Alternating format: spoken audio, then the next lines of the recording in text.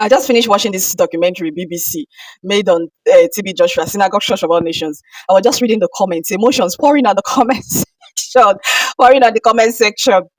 Guys, there are some questions to be asked here. All of us agree that these people that are speaking up, people that you see in this documentaries were disciples of TB Joshua, okay?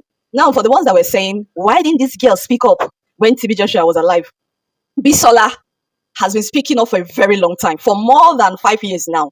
Mr. Agomoh has been speaking up for a very long time, okay? I don't know for these other white people, the South African, Anika and the rest of them. I haven't seen their video before, but of course, I was a member of Synagogue Church of All Nation. And some of them I met as disciples. I was a member of Synagogue Church of All Nation from November 2013 to December 2014, okay? And I met Anika. Okay, Anika was still a disciple then. And the other lady, or the South African lady also, she was still a disciple then, back then in 2013 and in 2014. Now, the question you should ask yourself is this.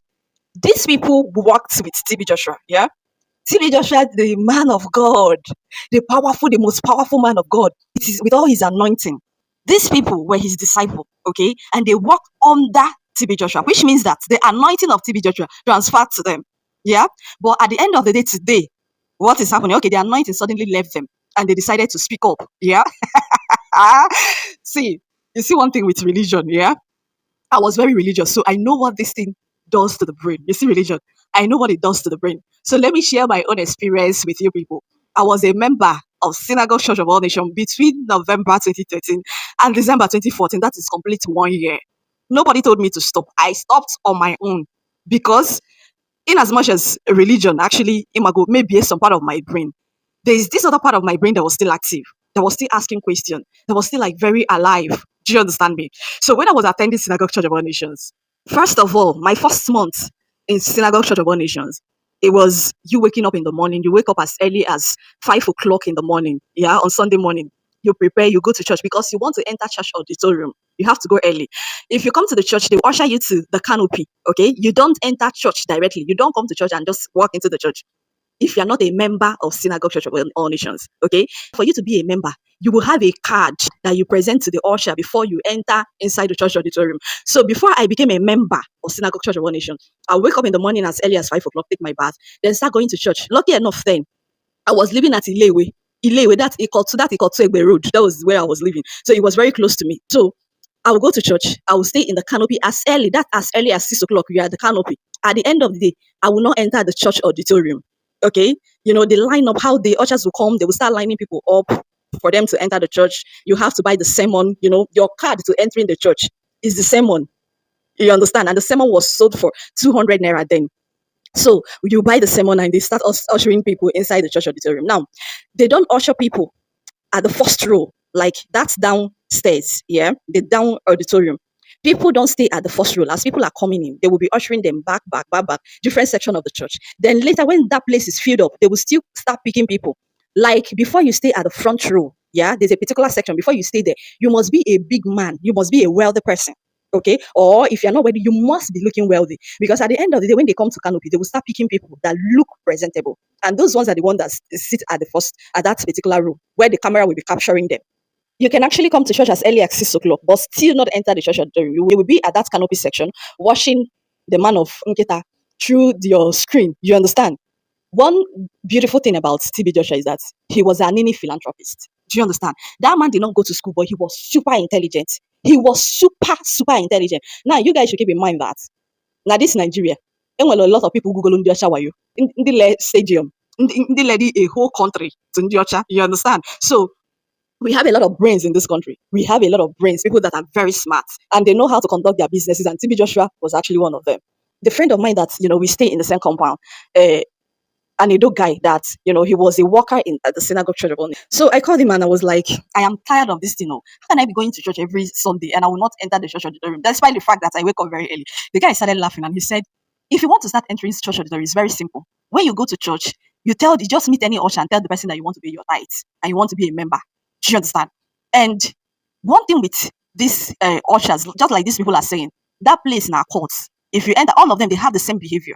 Those ushers, as in Amaram, their rudeness, I don't know what to compare it with. You will ask somebody a question, the person or watching it. Then I was asking myself, how did a man that is so humble as TB Joshua have these workers that are so rude? All of them with an attitude problem. So I kept asking myself this question. So that day, the guy seemed that didn't approach any of the ushers. And saying, and actually, see these ushers that are not even approachable, you know? And he was like, I should just try it, that it worked. I got to church. Before I did not go to the canopy, I just met one of the ushers and told the girl that I wanted to pay my tithe and I want to be a member. And she looked at me and she said I should wait. That was the first day these people actually responded me. They ushered me to a particular section upstairs at the church auditorium. There they brought their tithe book. You know, I paid. They wrote down my name. They gave me a paper. The first group you enter when you become a member is Salvation First. It depends on the amount you pay, though. You know, if you pay a very huge tithe, you can easily be a member of Stephen's group, James group, other group. Or if your tithe is small, you enter Salvation First. One is in just white paper, okay, white paper that they print and they photocopied and photocopied. You understand that your name, your state, and all that. So you just have to they fill it up with their Bible. Do you understand? So that was how I became a member, Salvation First. And I continue coming to church. Now, with that membership card, that's your Salvation First membership card.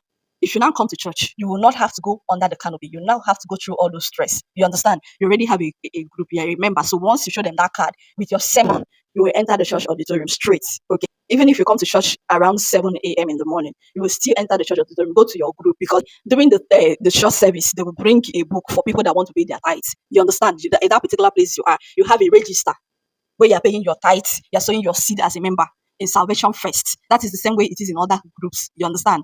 Like the Stephen group, the James group, and the rest of them.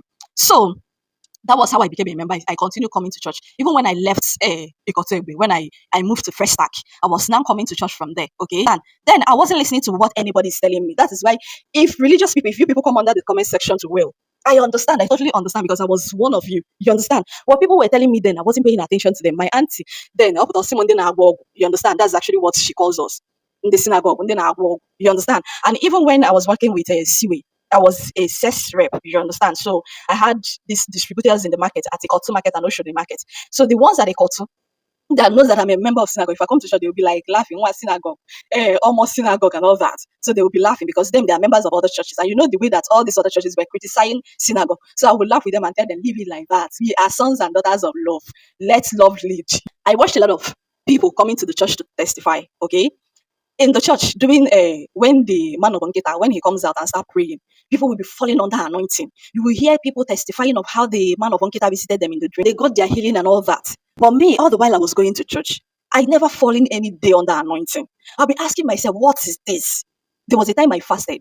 Do you understand? I was like, maybe because I eat before going to church, maybe I'm so heavy, that's why I don't fall under anointing. So I started fasting. I started from Friday till Sunday. Like, it wasn't a dry fasting. I was just eating light food. On Saturday, I fasted from 6 to 2 and I ate light food. Then on Sunday, I did not go to church with any food in my stomach because I wanted to be light so that I would fall under anointing. You understand? And be liberated. When you fall under anointing, you'll be liberated. So that day, the man came and he started pa pa pa pa pa pa pa pa pa pa pa pa pa pa pa and saying all those things that he said. And I did not fall. It was when I concluded that as in more junk was too much. So I will pray, and I was praying to have an encounter, to see the man of Onketa come to my dream, come and, deliver me from the dream, because a lot of people were testifying that they got their own deliverance. The dream, and the man of Onketa came and delivered them, in their dream. So I was praying. But do you know one thing? In 2 occasions that I had a dream and I saw this man of Onketa, the dream. Do you understand? He came to the dream to do this to me. On 2 occasions that I saw him in my dream. And I'll wake up, I'll be asking myself a question. One thing that people don't understand is that as a human being, we all have instincts. Yeah? This instinct is something that goes before us. This instinct is something that you might be seeing people as your friend. You may actually be idealizing people. You may actually be in a place that you love so much. But your instincts have gone before you. Your instincts can sense something that you cannot sense as a human being. That is why you may be in a relationship with a man that you love so much, and this man loves you so much. But when you sleep, you'll be seeing opposite in your dream. You may be in an organization that you give your all, but when you sleep, you'll be seeing the organization in a different light. We need to be paying more attention to our instincts. That is our highest guide. Even what people did not tell you, information that you did not hear, the things that you did not, see or touch as a human being, your instincts will always reveal them to you. My instincts have been very alive. Even in the midst of Nzuzu, Nkafu, my instincts have been very alive. So after what is encounter in the dreams, I'll be like, what is actually wrong? A few months later, because if you pay your tithe diligently, you will go from one group to another group. So as I was paying my tithe, they now give me another membership card. I joined Steven's group. Now this membership card, because the first one they give you, which is ordinary paper, is renewed monthly. Do you understand? So when you now pay diligently at some point, they will now give you another one that is renewed yearly. So they gave me another membership card. That one is like a laminated uh, card, Stevens Group. Okay, that one I should be renewing it yearly instead of monthly. So I've gone from Salvation First to Stevens Group. I bought their anointing water. Then it was sold for 5,000. I bought it 2 times. And they will tell you that this anointing water is not for sale. But then, before you get the anointing water, they will give you books, they will give you videos, and they say it's that video that is for sale. But you have to pay 5,000. Yeah, they will collect these videos, then you collect water. They will still come and lie and say that the anointing water is not for sale, that is free. It is not free. For the fact that you have to collect all these things before you get the anointing, it is for sale. Boom, boom, boom to 2014 when their hotel collapsed. That hotel was actually structured to be one story. But because a lot of people started coming, the foreigners from South Africa, keep in mind that if you want to come to Nigeria, okay, you go to their website, you request, you're coming from outside. These people are the ones that they respond to. If you're in Nigeria and you want to visit, they don't respond to you unless you are a dignitary. Do you understand? But these ones from outside, yeah, Nigeria, they respond to them. They come via invitation. So when they invite you, once you get to the airport, they already have their protocol at the airport that carry people that are coming from synagogue. Do you understand? And all those prophecies that you're seeing, prophecies of all those things are RNG. It's not just synagogue, but every damn church in Nigeria. Even in Abu RNG, they have already gotten your information through these workers. You understand? And there were this manipulation that was actually going on in the church. One day, one of this guy that actually happened to be an usher, he told me something, and he was like, that if you want to see the man of God during the time of prophecy, yeah, if the man of God said there is somebody, so person, Juliet, or any name that is a female name, that you should come out, even if that is not your name, you should come out and claim it. That is why if you are watching those videos, you see that when a name is mentioned, then in synagogue, you see like 3 people, they will come out, or more than 3 people will come out. You understand? It is not their name, but because of that hypnotism, people have been hypnotized to think that when they meet this man, all their problems are solved. There are other cases that they will tell you if you want to meet the man of Nketa, Nagi, like one of my friends here on social media, he said that when he visited, they told him that he had to act that he is an occultic person. You understand? He's a member of this so occult, and he has given his life to Christ and all that. And he said no, that he's not a member. They say if you want to meet him, just do it. At the end of the day, he refused because he's a very stubborn person. So in that 2014, when the hotel collapsed, instead of one story, which happens to be the initial plan, they now started copying blocks. Yeah, because they want the hotel to accommodate more people. The place collapsed. It was on Wednesday that place collapsed. You understand? If that thing had actually happened on Sunday, because that place is the section that the canopy is, the people that can't enter the church auditorium, that's canopy. If it had happened on Sunday, more people for buy, it wouldn't have been this number that even though that's the number they give, which is 100 and something, was not actually it wasn't the actual number of people we buy. So if it was on Sunday, maybe myself, I for don't buy because there's this local restaurant there that we go to buy food. I might actually be in that local restaurant when the hotel collapsed, and I for be one of the people that buy then. So when I went to the market the next day, and my distributors were asking me, what happened? Jennifer, because they used to call me Jennifer. Jennifer, so you're still alive. Hey, they were excited, and Jennifer said, I know and they were like asking me, your papa that was seeing things that was happening in America, seeing things that were happening all over the world. We no see this one, we happen for in church. How far? I was telling them, man, many are the afflictions of the righteous, but the Lord saves them from it all. That is what I was quoting for my distributors in the market. That is how brainwashed religion will make you. Religion can make you empty. Ina soku ya li. Oh, religion be hemelogy webo na ndi oji na ni. A typical onyoji na ni because of religion. So I was telling them this, but there is one peculiar thing that changed in synagogue after the collapse of that hotel.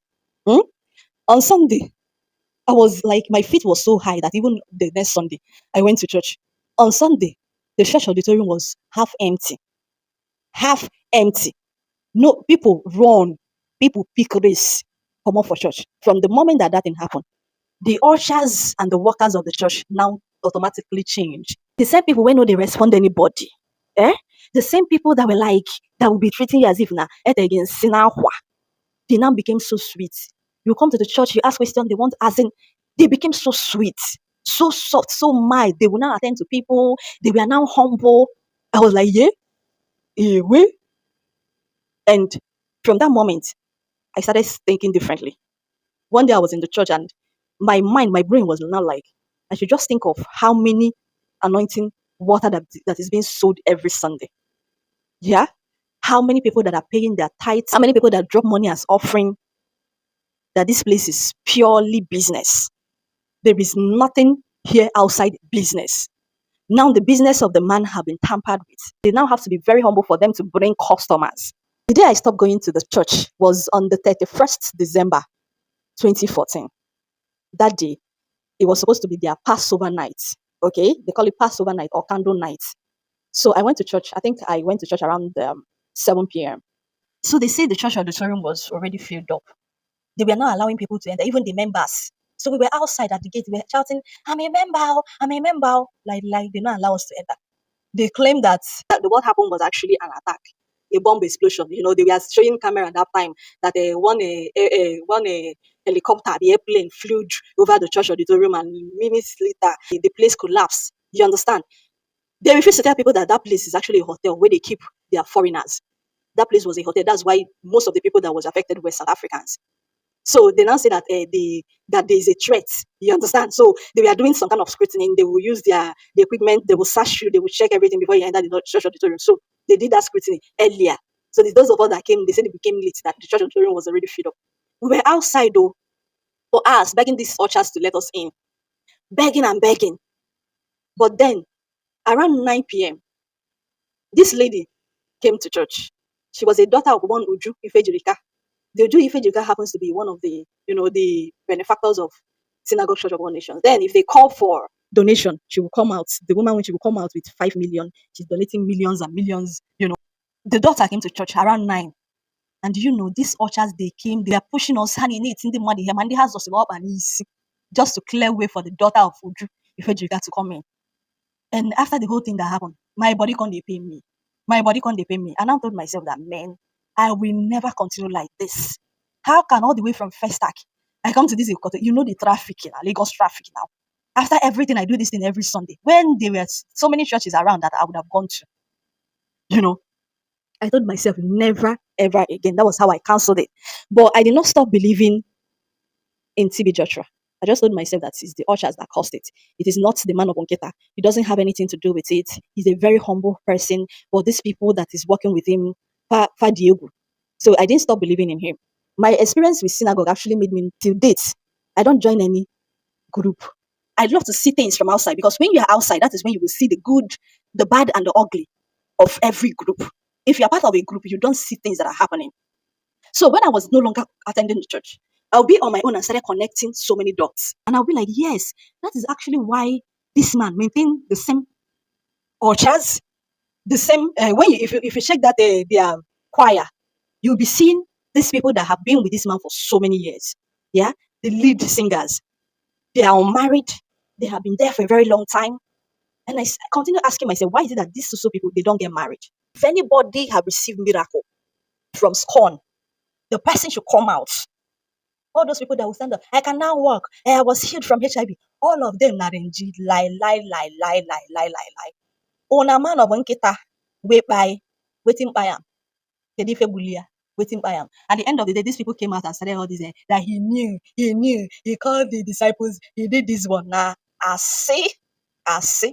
You see, for those of you that are going to these places, churches, and you're thinking that there is something supernatural about it, you will go there, my dear, you are just doing yourself. I was in that shoe. There is nothing. It is all business. From A to Z, all of them from beginning to the end. You remember that time now when his hotel collapsed? That was during the time of Good Luck Jonathan. You will now see TB Joshua, because South African, they wanted to pull him. People, they were coming, their family, people were coming up with Ejihawe, Traj, and all that. The man went, Good Luck Jonathan, every time you will see them walking, marching. That is Africa for you. Religion and politics works hand in hand. We are sons and daughters of love. Let love lead. This is the approach that TB Joshua used, a very subtle approach. And any philanthropist, he will come out in the camera and he will be this soft, humble, gentle man of God. The way he carry himself on the camera, the way he carry himself on the camera, the people that are criticizing them, he will continuously tell you, let love lead.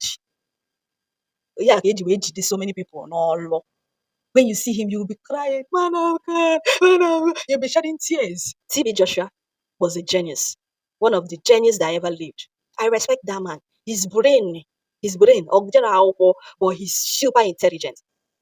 This mind freak, mind game, he was so talented in mind game. He was so talented in hypnoticism. He can hypnotize you and you'll be rolling on the floor crying. The people that were saying so much bad against him, this man was just telling people, let love lead. You castigate him, let love lead. We are sons and daughters of love.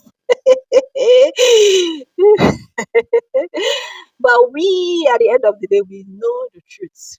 Yeah, we know the truth. We know that Anini was a very great philanthropist who was robbing Peter to pay Paul.